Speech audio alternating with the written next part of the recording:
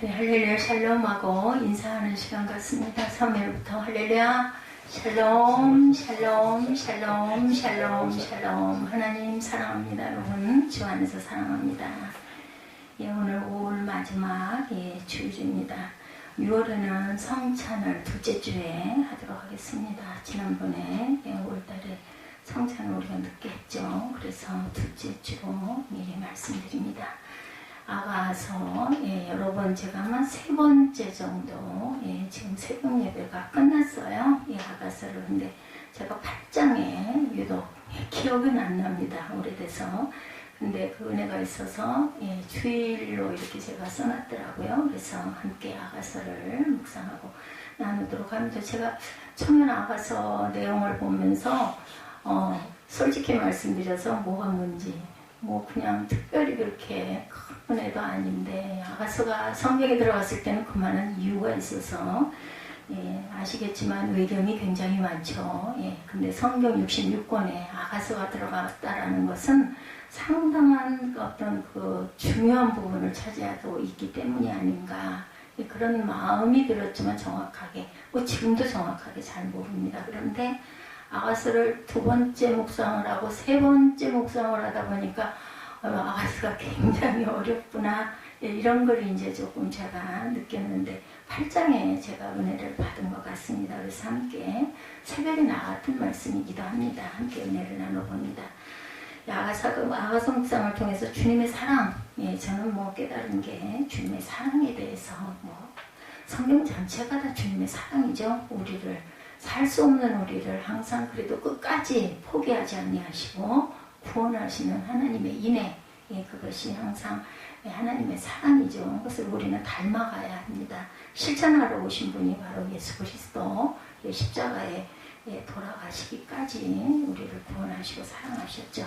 사랑하느냐 사랑하지 않느냐 하는 것보다는 사랑의 표현 방법, 사랑의 전달 방법의 무지 때문에 사랑의 기가를 우리가 삶 속에서, 우리 생활 속에서 느낄 때가 상당히 많습니다. 특히 자녀가 그런 것 같아요. 부부도 그렇지만 부부보다 저는 자녀가 정말 사랑하는데, 마음으로는 정말 사랑하는데 그 사랑의 방법, 그리고 사랑의 표현, 사랑의 전달, 이런 부분에 있어서 미리 화가 나죠. 아이들이 따라주지 않고 마음을 몰라주고 해도 너무한다라는 생각이 들다 보면은 사랑을 전달할 방법이 없어져요. 저는 그렇더라고요. 이럴 때가 많습니다. 그런 면에서 아가서는 우리가 주님께로부터 어떤 사랑을 받고 있고 또 사랑을 어떻게 표현해야 하는지 아름답게 교훈하고 계십니다. 오늘 마지막 우리 본문, 우리 술람미 여인의 오라버니들이 누이를 아끼고 사랑하는 마음으로 아직 미숙한 자매를 돕고 세심하게 신경 써주는 표현들을 한번 배워보도록 합니다. 8절에 보니 우리에게 있는 작은 누이는 아직 유방이 없다라는 말씀을, 아직 혼인기에 이르지 못한 미성년, 이라는 그러한 표현으로 영적으로는 미성숙한, 성도가 되지 못한 그러한 신자라고 하기도 좀 그렇죠. 교인이라고 표현해야 될까요? 오라비가 어린 동생을 생각하듯이 교회 내에서도 믿음이 아직 어려서 초신자, 넘어지기 쉬운 미숙한 성도들의 이들을 잘 돕는 것이 먼저 우리들이 믿는 자들이 해야 할 일이고 도리인 줄 믿습니다.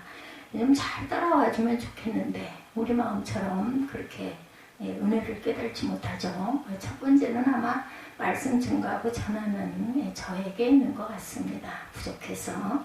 또 성령께서 감동을 제가 전하는 만큼 상대방에게 그 감동이 살아서 역사하지를 못하다 보니까 감동을 깨달지를 못하죠. 미숙한 어린 성도들을 잘 돌봐주지 않으면 교회 성장은 이루어지지 않습니다. 아주 어린 아이들은 밥을 먹여도 안 되죠. 밥 먹으면 먹을 수가 없어요. 그래서 젖을 먹어야 합니다. 모든 것을 세심하게 배려해야 되죠. 밥을 못 먹고 젖으로 교육을 해야 되겠다. 어린 자녀들을 바르게 교육하는 비밀은 부모들이 먼저 바로 서야 합니다. 가정에서 특별히 부모가 바로 서야 아이들이 그것을 보고 본을 받고 따라가죠.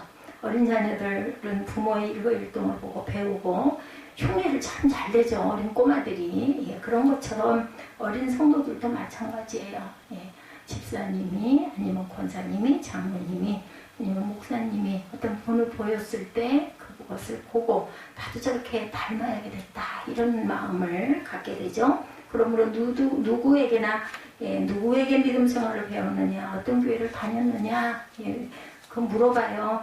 지난번에 제가 병원 왔을 때 그런 이야기를 하면서 상당히 긍휼히 여기시는 그러한 그 긍휼을 제가 느꼈습니다. 병원 간 이래로 그렇게 긍휼한 마음을 가지고 저를 대해주시는 그러한 의사 선생님은 처음 제가 뵀어요. 우리에게 있는 작은 노인은 발절에 아직도 유방이 없구나. 그가 청호를 받는 날에는 우리가 그를 위하여 무엇을 할까? 그가 성벽이라면 우리는 은망대를 그 위에 세울 것이요 그가 문이라면 우리는 백향목 판자로 두르리라. 10절에 나는 성벽이요 내 유방은 망대 같으니 그러므로 나는 그가 보기에 화평을 얻은 자 같구나. 11절에 솔로몬이 바알 하몬의 포도원에 있어 지키는 자들에게 맡겨두고 그들로 각기 그 열매로 말미암아 은천을 바치게 하였구나. 솔로몬 너는 천을 얻겠고 열매를 지키는 자도 200을 얻으려니와 내게 속한 내 포도원은 내 앞에 있구나. 너 동산에 거주하는 자야 친구들이 내 소리에 귀를 기울이니 내가 듣게 하려무나. 내 사랑하는 자 너는 빨리 달리라. 향기로운 산에 있는 노루와도 같고 어린 사슴과도 같도다. 이렇게 말씀하고 있습니다. 순결한 사랑, 성숙한 삶이 오늘 말씀의 주제입니다. 아가서 8장 8절에서 14절 말씀이죠. 이렇게 사랑의 표현, 사랑의 전달 방법, 무지 때문에 그 사랑의 기가를 느끼는 세상, 그리고 부모와 자녀의 관계, 부부의 관계, 그리고 하나님과 하나님의 자녀들의 관계, 교회 내에서 믿음이 넘어지기 쉬운 자들에게 우리는 본을 보이고 사랑으로 부족한 자들을 품고 안아야 할 책임이 우리에게 있습니다. 미숙한 어린 성도들을 잘 돌봐주지 않으면 교회의 성장은 일어나지 않아요. 글쎄요, 목사의 그 책임이 상당히 크죠. 그럼도 또한 그 옆에서 그래서 우리 1:1 양육을 교회 조금 성도들이 있는 교회는 1:1 양육들을 많이 합니다. 그래서 먼저 오신 분이 성경 공부를 하고 나면은 첫 성도가 오면 그 사람을 또 붙들어서 성경 공부. 근데 여러분들 성경을 가르치면요 자신이 은혜를 받아요. 저도 설교를 하면서 제가 은혜를 받습니다. 그리고 또 그 초신자가 성경을 공부하고 나고 뒤에 누군가가 새로 오면 또 그분이 그분을 또 가르치죠. 가르치면서 은혜 받고 전달하고 또 받은 분이 그 다음 새로 오신 분을 그렇게 함으로 인해서 말씀이 마음에 꽂힐 수 있도록 마음판에 새겨지도록 아주 좋은 방법이라고 저는 생각을 합니다. 아주 어린 아이들은 밥을 먹으면 체하죠. 소화가 되질 않습니다. 설사를 해버립니다. 그죠? 아니면 토하죠. 그렇기 때문에 어린 자녀들을 바르게 교육하는 비결은 부모들이 바로 서는 것이다. 제가 아까 말씀드렸어요. 어린 자녀들은 부모의 일거일동을 보고 배우고 그대로 따라가므로 모든 면에서 본을 보이는 것, 그것보다 중요한 것은 없습니다. 그래서 제가 우리 아들이 아직도 은혜를 제대로 받지 못했어요. 기적의 역사를 본인이 알기도 해요. 입술로도 얘기를 합니다. 정말 그거는 기적이다. 자동차 바퀴에 끼어가지고 한 몇 미터를 끌려갔죠. 그 수위도 보시고 주변에 계신 분들이 보고 너무너무 놀랬던 사실이 있었습니다. 그런데도 아무것도 다치지 않고 그냥 말짱했던 그러한 일. 본인도 그래요. 그거는 정말 이상해. 잠깐 정신을 잃었었다. 지금도 그 얘기를 하면서도 하나님 너를 지키셨어 하면은 그 부분에 대해서는 확실하게 그걸 깨닫지를 못하는 거죠. 누구에게서 믿음 생활을 배웠느냐, 어떤 교회를 다녔느냐 상당히 중요하죠. 보고 배우기 때문이다. 잠언 22장 6절이죠. 여러분들 요즘에 저는 아주 잠언이 너무너무 좋습니다. 제가 너무 부족하다 보니 온전치가 못한 부분이 너무나 많다 보니까 한 말씀을 또 해도 또 들어도 또 힘들고도 그래서 잠언일기들을 쓴다는데 여러분들 한번 써보세요. 하루에 한 장씩 쓰시면서 그냥 쓰는 데에서만 거기에만 그렇게 빠지지 마시고 그냥 한 장을 못 쓰면 뭐 반 장을 쓰더라도 쓰면서 그 말씀의 깊이를 한번 묵상이란 뜻이 뭔지 여러분들 아시죠? 곱씹는 거죠. 강아지가 뼈다귀 하나를 가지고 뭐 아무것도 없는데 우리가 보기엔 뼈다귀뿐인데도 그걸 긁고 또 뜯고 이것이 바로 묵상이에요. 그렇기 때문에 마땅히 행할 길을 아이에게 가르치라. 잠언 22장 6절에 그러면 늙어도 그것을 떠나지 아니하리라 이렇게 말씀합니다. 신앙생활도 마찬가지요. 어린 성도에게 바르게 가르쳐야 바른 신앙생활을 하게 된다는 것. 그런 의미에서 1:1 교사들의 역할을 아까 말씀드렸죠. 상당히 중요합니다. 예, 주께서도 말씀하셨어요. 예루살렘의 딸들아 나를 위하여 울지 말고 뭐라 그래요? 너희와 너의 자녀들을 위하여서 울라. 자녀를 위한 눈물의 기도는 반드시 자녀를 바른 길로 돌아오게 만듭니다. 유방이 없다는 것은 젖을 내어 자녀를 기를 수 없다는 뜻, 아직 미성숙하다 이런 뜻이죠. 이 말은 영적으로도 믿음의 후배들을 기를 수 있는 역량이 없어요. 그렇기 때문에 자라야 됩니다. 그래야 후배들을 양육할 수가 있죠. 성숙하지 않고는 자녀를 당연히 기를 수가 없습니다. 제가 깨달은 부분이 저는 참 엄마가 듣게 된 것 같아요. 아이들을 낳았음에도 불구하고 진짜 엄마가 아니라 정말 어렵고 잘하지 못했는데 나이가 좀 많이 들고 나서 이제서야 제가 사무엘을 기르면서 엄마가 되고 엄마의 심정을 깨닫게 되고 정말 절망스러울 때가 너무나 많습니다. 그래도 또 잠깐 지나고 나면 입술로 수천 번 말하지 저 녀석 내가 절대 쳐다보지도 않을 거야 이렇게 얘기를 했는데도 또 보면 저게 뭐 잘 자고 있나? 잘 덮고 자고 있나? 밥은 제대로 먹었나? 이런 염려가 또 돼요. 물 절대로 안 따라놓을 거야. 그래서 또 오늘 아침에 물그릇을 닦아가지고 물을 한 병 떠났습니다. 제가 잘못하는 거죠. 본인 건 본인이 좀 하게 해야 되는데 엄마의 마음이 그래요. 그게 정말 바르지 않고 온전치 않고 아이가 자라기에는 그냥 내버려 둬줘야 되는데 그걸 못하는 엄마의 사랑, 하나님의 사랑을 제가 봅니다. 그렇게 하면서 하나님이 저희들에게 그러실 것 같아요. 엄마의 젖이 안 나오면 엄마도 힘들고 아이도 힘들어요. 엄마에게 젖이 많지 않은 엄마들이 처음에 첫 아이 때 상당히 고생을 많이 하죠. 젖이 안 나와. 애는 배가 고프다고 울어대고 우유가 있으니 얼마나 다행입니까? 그런데 저보다 더 윗세대 한 두세 대 정도 윗분들은 이게 우유가 어디 있습니까? 그러니까 암죽이라고 하죠. 쌀을 푹푹 끓여가지고 그걸 채에다 걸러가지고 아주 멀겋게 해서 아이를 먹이는 거 그렇게 해서 아이들을 길렀어요. 그러니까 영양이 좋을 리가 없죠. 지금은 뭐 우유에 얼마나 많은 영양소가 들어있습니까? 엄마의 젖에도 그렇게 많은 영양소가 들어있죠. 줄 곳이 없는데 뭘 주겠어요. 그죠? 저수지에 물이 없는데 어떻게 전답에 물을 댈 수가 있겠습니까? 그럼 전답은 다 말라서 타버리고 제가 농부들의 하나님을 바라보는 그 마음을 이제야 제가 읽습니다. 이 나이가 돼서야 논밭 이렇게 지나가다 보면은 파릇파릇하니 싹이 돋아나 있던 게 밭을 제가 봐요. 그런데 농부가 정말 그랬겠다. 비가 올 때 비가 안 오면 애써서 일궈놓은 그러한 그 싹들이 자랄 수가 없어. 비를 맞아야 비를 먹고 자라죠. 또 계속 비만 오면 어떻게 돼요? 썩어서 떠내려가 버립니다. 그러니 적당히 비가 오고 하늘에선 또한 햇빛을 잘 비춰줘야 열매가 맺히고 또한 그러한 그 채소들도 쑥쑥 자라지 않아요. 이래서 정말 하늘을 쳐다보면서 하나님을 제대로 모를 때죠. 우리 선조들. 그래도 하늘을 바라보면서 뭐라 그래요? 천지신명이시여 이렇게 기도해요. 몰라서 그렇지 하나님 계신 걸 제대로 몰라서 그렇지 하늘이 비를 주고 하늘이 또한 햇빛을 비춰줘야 우리가 농사를 잘해서 그걸 먹고 그래서 농번기에는 그냥 풍악을 울리고 그런 막 축제를 그렇게 벌이고 그렇게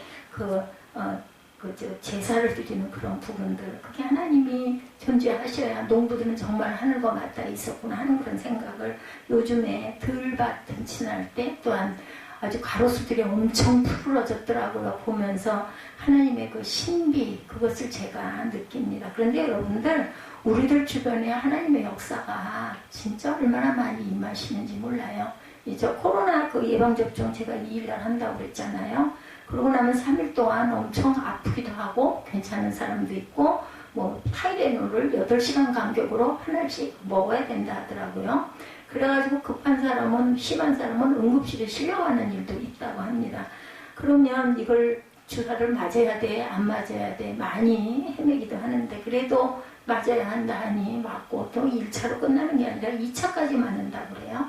누구에게 맡겨요? 하나님께 맡겨야죠. 맞으라고 나라에서 맞는 게 그게 하나의 법칙이라고 하니, 예, 그 질서를 따라서 맞아야 되는데 우리 생명이 내게 아니에요. 제가 호흡을 하는 것도 내가 호흡은 하지만 어느 순간에 우리 예지를 보면서 제가 느낀 게 숨을 내 맘대로 쉴 수 있는 게 아니더라고. 뭐 그런 거 생각한 사람 있어요? 당연히 호흡 그냥 하니까 하는 거죠. 근데 마스크를 쓰면서 제가 아유 정말 그 호흡이 답답하니까 정말 못 살겠구나. 저는 정말 힘이 들어요. 그게 잘 적응이 안 되기 때문에 무엇 하나도 우리 마음대로 우리 뜻대로 하는 게 정말 거의 없어요. 근데 우리는 그냥 잘 살아온 거죠. 뭘 모르고 살아왔는데 코로나19가 지금 2년째 계속되다 보니까 내가 사는 게 아니구나. 오늘 아침에 눈 떴을 때 오늘 하루가 어떻게 일어날지, 우리 물론 다 그 순서들이 있어요. 그죠? 아침에 몇 시간 일어나서 나는 어떻게 하고 직장일을 나가고 아니면 뭐 아이를 학교를 보내고 각자 좀 다르지만 그 하루의 일과 속에서 내가 그 하루를 정말 밤에 아 오늘 하루도 무사히 잘 지냈구나, 오늘 참 기쁨이 있었구나, 은혜가 있었구나, 이거는 아침에 눈 떴을 땐 아무도 모른다. 그 도중에 중간에 뭐 별의별 일들이 다 일어나죠. 교통사고가 일어나기도 하고 어느 순간 갑자기 그저 어떤 그 사고가 일어나기도 하고 아니면 병 때문에 어떤 열 때문에 시달리기도 하고 그렇기 때문에 우리가 할 수 있는 것은 아무것도 없다. 하나님께서 우리를 인도하세요. 마땅히 행할 길을. 그렇기 때문에 우리가 아이들에게 아니면은 우리보다 좀 믿음이 연약한 사람들에게 우리 모습으로, 행동으로, 말씀으로 끼칠 줄 알아야 되겠다. 주님은 주를 사랑한다고 고백한 베드로에게 뭐라고 말씀하세요? 내 어린 양을 먹이라. 저도 이 부분에 은혜를 받았어요. 죄종이 되기 직전에 네가 나를 사랑하느냐. 2번까지는 내 제가 사랑합니다. 제가 지금도 또렷이 기억합니다. 그 한참 새늘교회 가가지고 기도할 때 그랬습니다. 3번째 물어보시니까요 대답을 못하겠더라고요. 제 뱃속을 훤히 하나님이 들여다보시는 것 같은 그런 마음이 들어가지고 제 안에 죄성 때문에 온전지가 못한 그런 것들이 많기 때문이죠. 그래서 그냥 고개를 푹 숙이고 속으로만 하나님 아시잖아요. 제가 그렇게 얘기를 했습니다. 그랬더니 내 양을 먹이라 말씀하시더라고요. 예, 다음에 나오는 성경은 방어와 수비를 목적으로 존재하는 것으로 여자의 정조, 예, 오늘 본문에 나오죠. 예, 그 성경은 방어와 수비를 목적으로 존재하는 것으로 여자의 정조를 지키는 견고한 인격을 비유합니다. 사랑의 민감한 사춘기 시대에 항상 조심해야 되죠. 진정한 사랑은 항상 순결을 지키도록 도와주시죠. 요한일서 3장 3절입니다. 주를 향하여 이 소망을 가진 자마다 그의 깨끗하신 것 같이 자기를 깨끗하게 하느니라. 아멘. 네, 건전한 자아상이 순결을 지키도록 도와준다라는 거죠. 고린도전서 3장 16절에도 너희가 하나님의 성전인 것과 하나님의 성령이 너희 안에 거하시는 것을 알지 못하느냐 말씀하시죠. 네, 비전이 순결을 지키도록 도와줍니다. 책임감이 순결을 지키도록 도와주죠. 결국은 하나님의 은혜가 우리의 순결을 지켜주신다라는 거죠. 평강의 하나님이 친히 너희로 온전히 거룩하게 하시고 너희 온 영과 혼과 몸이 우리 주 예수 그리스도 강림하실 때 흠없게 보존되기를 원하노라. 아멘. 데살로니가전서 5장 23절. 예, 잘 아시는 말씀이죠. 사랑은 우리로 성숙한 삶을 살도록 하나님께서 항상 우리를 지키십니다. 고린도전서 11장 13장 11절이죠. 내가 어렸을 때 말하는 것이 어린아이와 같고 깨달은 것이 어린아이와 같고 생각하는 것이 어린아이와 같다가 장성한 사람이 되어서는 어린아이의 일을 어렵노라 이렇게 말합니다. 9절 10절이죠. 오늘 본문 뭐라고 말씀하고 계세요? 9절 10절 우리 9절 10절 한번 볼까요? 그가 성벽이라면 우리는 옥망대를 그 위에 세울 것이요 그가 문이라면 우리는 백향목 판자로 두르리라. 나는 성벽이요 내 유방은 망대 같으니 그러므로 나는 그가 보기에 화평을 얻은 자 같구나 이렇게 말씀하고 있습니다. 성경은 청년들에게도 말씀하죠. 문은 우리들이 출입하는 곳으로 백향목 판자로 두르겠다.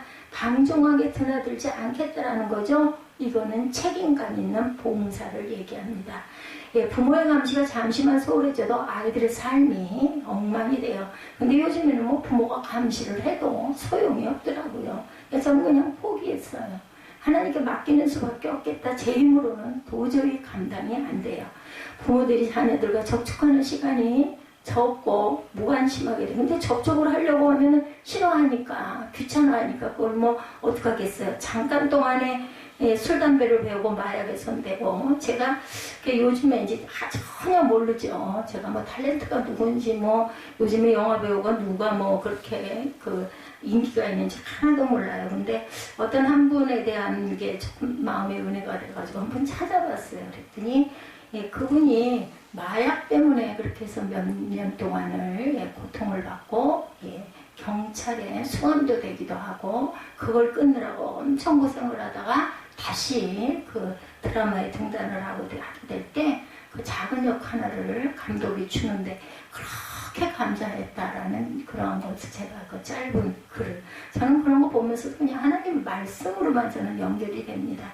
그러면서 이렇게 감사할 수가 없고 그분 얘기가 내가 그동안 누렸던 게 예전에 누렸던 게 정말 기적 같은 감사였구나. 너무 대단한 은혜였구나라는 걸 느꼈다라는 그러한 글을 제가 읽으면서 맞아요. 우리가 정말 저는 정말 몰랐어요.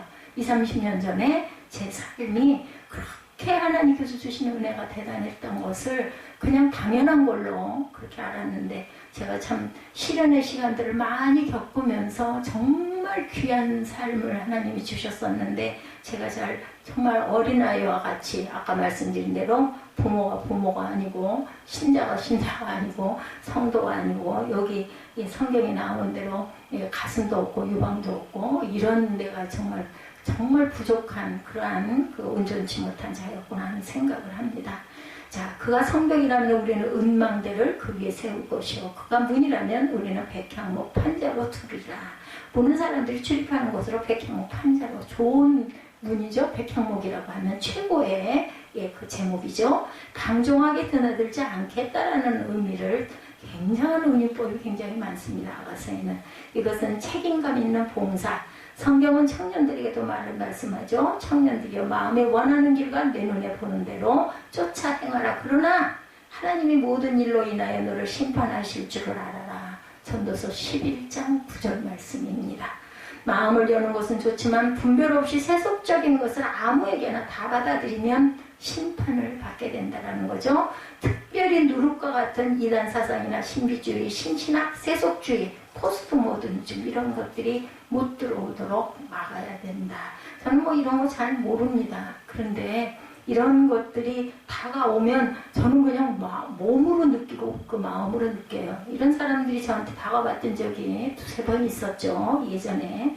근데 그 사람들이 나에게 무슨 말을 하기도 전에 그런 사람을 보면 저는 그냥 겁이 나가지고 주랭랑을 놓습니다. 절대로 옆에 가지를 않아요. 그건 성령이 제 안에 계시기 때문에 깨닫게 하시는 것 같아요. 저는 말씀도 여러분들한테 증거하고 전하지만 잊어버립니다. 그러고 나면 나중에 내가 이 말씀을 전하긴 전했는데 그게 어디 있지? 하고 찾아보게 될 정도로 찾으면서도 한참이 걸려요. 바로 찾지도 못합니다.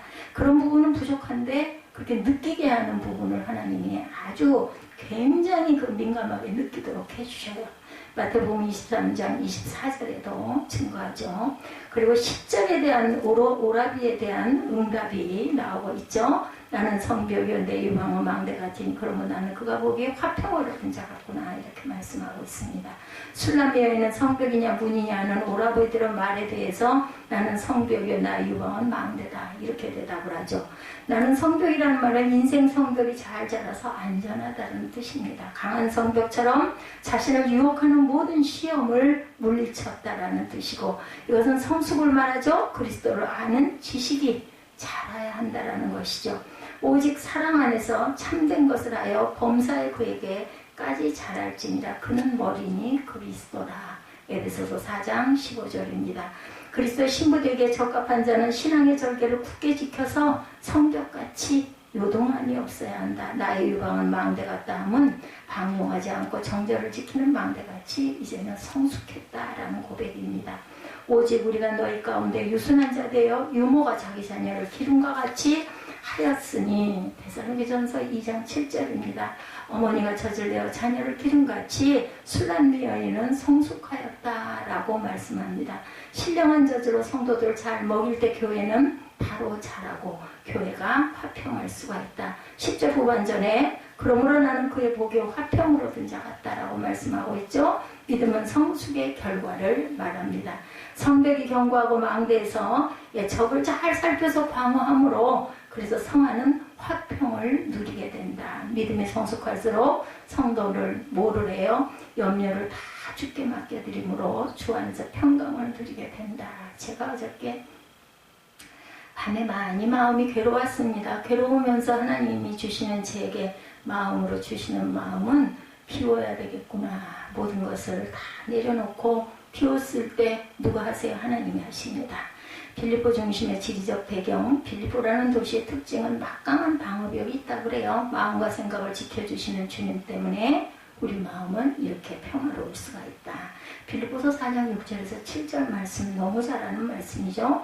아무것도 염려하지 말고 오직 모든 일에 기도와 간구로, 아까 말씀드렸죠. 일부 예배 때 야곱이 야복강가에서 천사와 씨름해서 환도뼈가 부러진 사실, 거기에 말씀을 보면 뭐라고 그러냐면요, 눈물로 간구했다 이렇게 나옵니다. 하나님이 힘이 약해서 야곱에게 환도뼈를 무너뜨리게 하고 져주시고 너를 이스라엘이라 하라 말씀한 게 아니라 눈물로 간구한 것을 보시고 불쌍히 여기신 거예요. 그렇게 말씀합니다. 기도와 간구로 너희 구할 것을 감사함으로 하나님께 아뢰라. 그리하면 모든 지각에 뛰어난 하나님의 평강이 그리스도 예수 안에서 너희 마음과 생각을 지키시리라. 여러분들 평강이 얼마나 귀한 건지 아시죠? 하루 중에 순간에 평강할 수 있다라는 것, 평강의 은혜를 느낄 때처럼 기쁠 때가 없습니다. 정말 그 평강처럼 뭐 돈으로 살 수 없는, 우리 뭐 돈 필요하죠. 돈이 필요는 합니다. 그렇지만 돈이 많아도 엄청나게 마음이 불편하고 마음이 뭐랄까 울적하고 정말 불안하고 좋지 않으면 그 돈 아무 소용이 없습니다. 그래서 하나님께서 우리에게 평강으로 우리를 지키실 때 그것처럼 귀한 은혜가 없습니다. 우리는 예수 그리스도의 의를 힘입을 때 우리는 화평을 누리게 되죠. 로마서 5장 1절입니다. 우리가 믿음으로 의롭다 하심을 얻었은즉 우리 주 예수 그리스도로 말미암아 하나님으로 더불어 화평을 누리자. 성벽과 같이 견고한 믿음, 흔들리지 않는 믿음을 가진 자는 하나님과의 화평을 누리게 됩니다. 중요한 건 뭐예요? 오직 믿음으로입니다. 오직 믿음으로. 그렇기 때문에 솔로몬이 바알 하몬의 포도원에 있어 지키는 자들에게 맡겨두고 그들로 각기 그 열매로 말미암아 은천을 다치게 하였다. 11절에 그렇게 말씀하죠. 12절에 솔로몬 나는 천을 얻겠고 열매를 지키는 자도 200을 얻으려니와 내가 속한 내 포도원은 내 앞에 있다. 이렇게 말씀합니다. 11절부터 보시면 신부는 왕에게 오라버니들을 부탁하고 있어요. 그래서 그들은 왕의 은총을 얻게 됩니다. 부탁을 받고 왕 앞에서 존귀한 지위도 받았어요. 술람 여인은 자기 소유의 포도원을 가지고 있었죠. 그래서 어떻게 생겼어요? 아주 검은 모습이었다라고 얘기하죠. 이렇게 예쁜 아주 뽀얀 그 왕비와 아니면 공주 같은 모습을 절대로 하지 않았어요. 술람 여인은.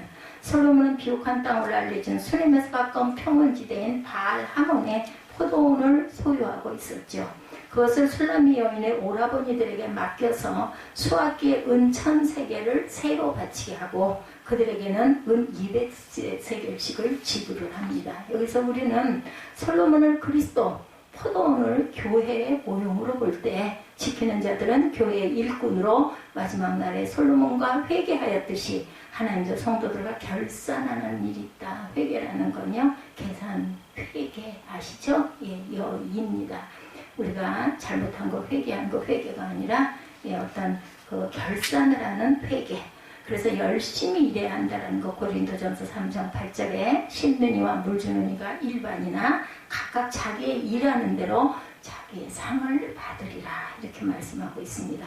하나님의 뜻을 따라 사랑에 감격해서 교회를 봉사하면 영생하도록 있는 양식을 위함이고 자기의 명예와 영광을 위해서 일하는 것은 썩을 양식을 위하여 일하는 것이죠. 먹고 사는 것이 목적이 되면 썩을 양식을 위한 것이라는 것 잊지 맙시다. 악한 농부가 되어 주의 뜻을 따르지 않으면 그 농부들을 진멸하고 그 포도원을 다른 사람들에게 줄 것이라고 주님은 경고하시죠. 예, 고린도전서 3장 21절에서 23절에 보면 말씀하고 있습니다. 그러므로 우리는 우리들에게 주어진 포도원에서 열심히 일하는 데 집중해야 되겠죠. 고린도전서에도 말씀합니다. 너 13절에 보면 동산에 거주하는 자야 친구들이 내 소리에 귀를 기울이니 내가 듣게 하려구나. 14절은 내 사랑하는 자야 너는 빨리 달리라. 향기로운 산 위에 있는 노루와도 같고 어린 사슴과도 같아라. 이제 마지막 2절은 아가서의 결론으로 신랑과 신부의 노래의 화답으로 끝나죠. 너 동산에 거한 자야 동무들이 내 소리에 귀를 기울이고 나로 듣게 하려구나. 히브리서 13장 14절에도 말씀하고 있습니다. 성도의 영광은 동산에서 주와 함께 동거하는 것입니다. 주님과 함께하는 삶이 전보다 우선돼야 된다는 것. 주님과 함께하는 삶이 풍성하여 부족함이 없게 됩니다. 주의 궁정에서의 한 날이 뭐라 그래요? 시편 84편 10절 말씀이죠. 다른 곳에서의 첫날보다 낫다. 그래서 악인의 장막에 거함보다 내 하나님 문지기로 있는 것이 좋사오니 저는 이 말씀이 그렇게 은혜가 왔어요. 시편 84편 10절 그죠? 이런 삶을 살게 되면 동무들이 왕궁의 소식을 들으려고 그의 소리에 귀를 기울이게 됩니다. 이것이 바로 전도죠. 뭐 우리 교회 갑시다. 뭐 요즘에는 그냥 그렇게 전도가 되지만 사실은 그게 아니에요. 우리가 은혜를 받고 그 은혜를 증거할 때 그게 바로 전도가 됩니다. 예수를 믿게 되고 나도 하나님의 복음을 들을 거야. 나도 좀 들어보고 싶어. 저 사람처럼 나도 저런 모습이 됐으면 좋겠다. 이래서 하나님 나라를 함께 가는 그러한 그 믿음, 그런 믿음에 들어서는 것이 바로 전도죠. 친구는 술람미 여인의 고향 친구들을 말하죠. 그들은 오랜만에 만났어요.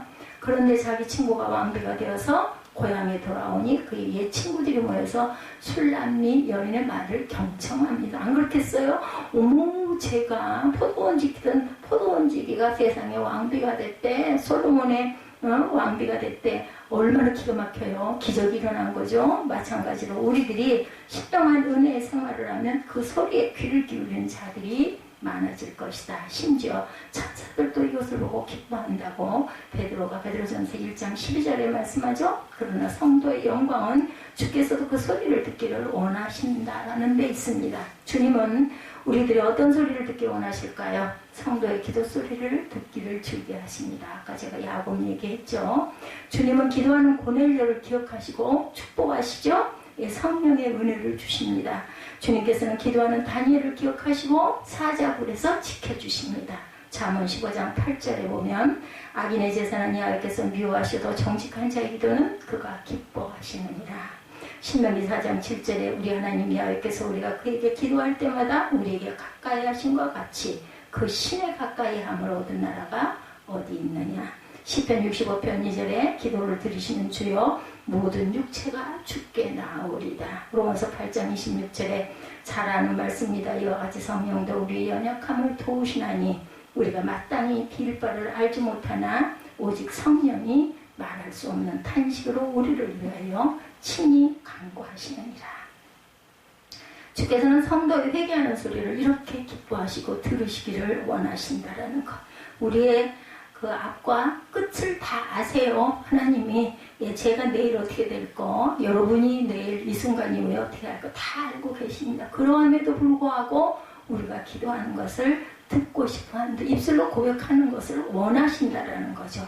누가복음 15장 7절에 내가 너에게 이르노니 이와 같이 죄인 하나가 회개하면 하늘에서는 회개할 것 없는 의인 99을 인하여 기뻐하는 것보다 더하다라고 말씀합니다. 그러니까 죄인이 내게 돌아오기를 끝까지 마지막 날까지 기다리신다라는 거죠. 누가복음 15장 10절입니다. 내가 너에게 이르는 이와 같이 죄인 하나가 회개하면 하나님의 사자들 앞에 기쁨이 되느니라. 주께서는 성도의 찬송 소리를 듣기 원하시고 주 안에서 열심히 모이기를 원하는 것을 기뻐하시는 거죠. 시편 69편 30절 31절에 내가 노래로 하나님의 이름을 찬송하며 감사함으로 하나님을 광대하시다 하리니 이것이 속옷 뿔과 굽이 있는 황소를 드림보다 야훼를 더욱 기쁘시게 함이 될 것이다. 그러니까 엄청난 제단을 소를 잡아 드리는 그러한 제사를 드리는 것보다 성도의 기도를 더 기뻐하신다. 마태복음 18장 20절이죠. 너희 두세 사람이 내 이름에 모인 곳에서 나도 그들 중에 있느니라. 제가 이 말씀이 어저께 제게 왔어요. 예수님도 두세 사람이 모인 곳에 많이 가셨었겠구나.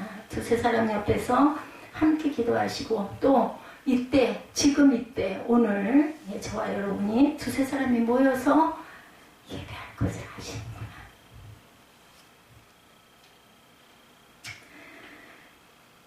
마지막 신부의 노래는 사랑하는 신랑을 빨리 오라고 부르는 마음의 열망을 표현합니다.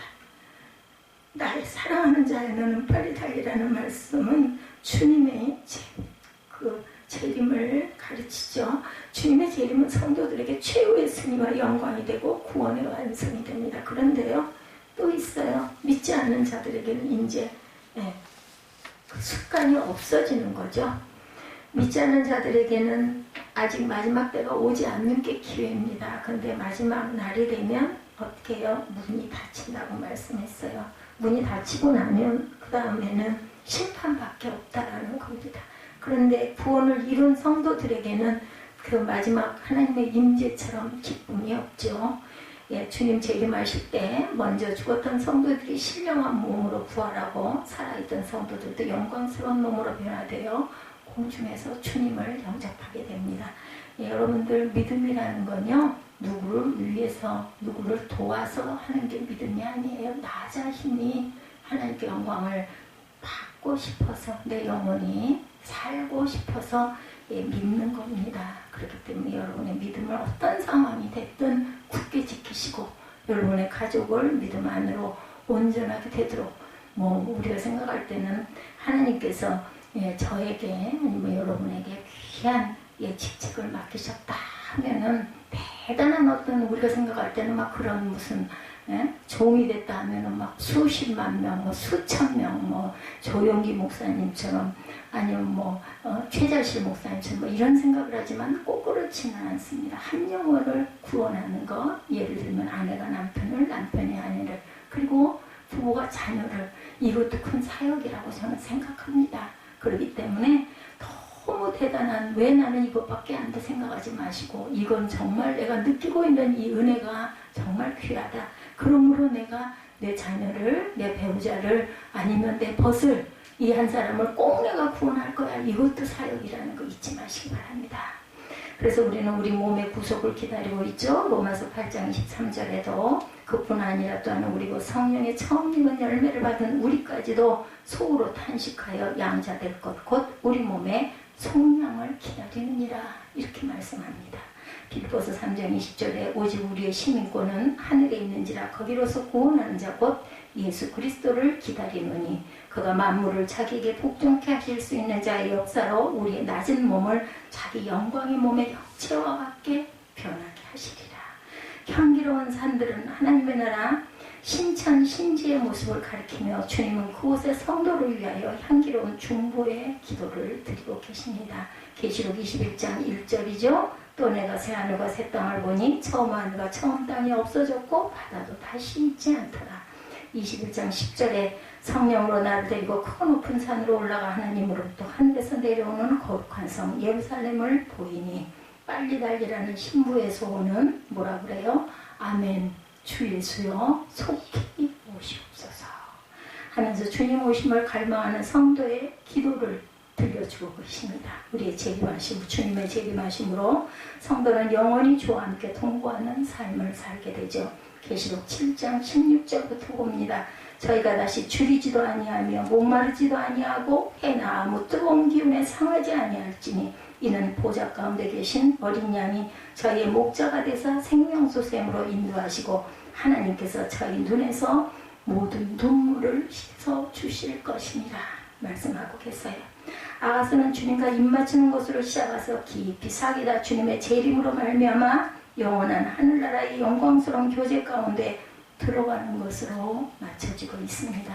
그러므로 내가 진실로 속히 오리라는 말씀 앞에서 우리는 아멘 주 예수여 오시옵소서라고 응답할 수가 있는 거죠. 이것은 주님의 재림을 늘 소망하는 가운데 준비된 사람들이 할 수 있는 고백입니다. 그러므로 우리는 어떻게 해요? 깨어 있어야 되겠죠. 로마서 13장 11절에 또한 너희가 이 시기를 알거니와 자다가 깰 때가 벌써 되었으니 이는 이제 우리의 구원이 처음 믿을 때보다 가까워졌습니다. 아멘. 밤이 지나고 낮이 가까웠으니 그러므로 우리가 어둠의 일을 벗고 빛의 갑옷을 입자. 여러분은 이렇게 불평하실지 몰라요. 그런데 주님은 왜 아직도 안 오십니까? 근데 그 시와 때는 하느님만 아시죠. 그런 거 생각할 필요가 없어요. 우리가 살아있을 때든 우리가 돌아가서든 언제가 됐든 우리는 이 믿음이 중요하죠. 하나님의 시간표와 우리 시간표가 달라요.